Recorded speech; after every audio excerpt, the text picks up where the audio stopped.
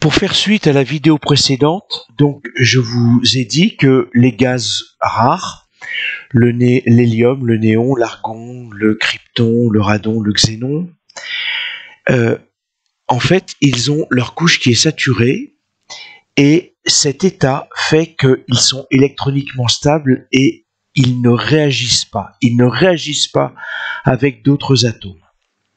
Autrement dit, si je veux les représenter, donc vous voyez, j'ai écrit l'écriture du noyau de l'élément, enfin de l'atome de fluor, de l'atome du néon, de l'atome du sodium.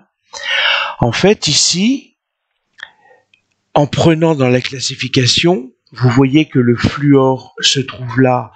Donc le fluor, si je veux le représenter, son noyau, c'est l'élément chimique.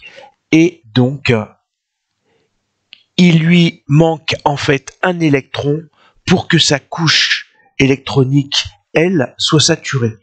Le néon, lui, pas de problème, il a une couche électronique saturée, sa couche L. Et pour le sodium, je suis obligé de passer à la couche M. Et donc, si je représente le sodium, je vais représenter la couche M, mais la couche L, la voilà, elle est plus proche du noyau, et ce qu'il va se passer, c'est que en représentant un électron qui viendrait de l'extérieur, cette charge électronégative, si elle arrive là, eh bien, l'atome de fluor va devenir anion fluorure, va devenir F-. Par cette charge qui arrive là, cet électron supplémentaire qui va saturer la couche L, le néon, lui, eh ben, il bouge pas, et donc, en fait, d'ailleurs, le fluor, l'anion fluorure, a gagné la structure électronique du néon. Le sodium, lui, il a un électron surnuméraire. Qu'est-ce qui va se passer? Eh bien, le sodium, il va en fait avoir cet électron surnuméraire, le premier de la couche M. Il va avoir tendance à s'en aller. Et en s'en allant, en fait, on va se retrouver avec la formule du cation sodium et sa couche L qui elle-même est saturée et donc qui a gagné la structure électronique du néon, le gaz rare qui lui est le plus proche. En fait, voilà pourquoi des atomes vont gagner ou perdre des électrons, c'est pour devenir électroniquement stables. Alors, soit ils vont le faire avec un seul atome, c'est d'autant plus vrai que on est proche de la colonne des gaz rares.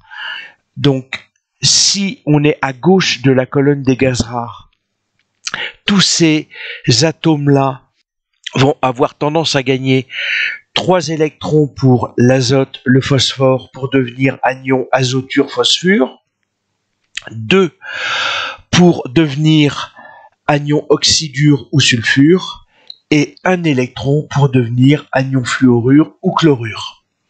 Et à chaque fois, cet ajout d'électrons va faire que leur couche électronique devient stable. À l'inverse, les électrons, les atomes de cette colonne-là vont avoir tendance à perdre 1 électron.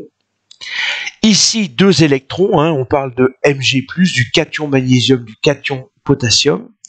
Et puis, chose que je vous ai expliqué, le bore, le cation bore, le cation aluminium, eh bien, eux, ils vont devenir B3+, ou Al3+. Et bien entendu, on ne parle jamais du calcium, du carbone et du silicium, puisque, en fait, on est à un chemin de 4 cases pour aller vers les gaz rares en gagnant un électron, ou 4 cases pour perdre des électrons et gagner la couche d'électrons précédentes.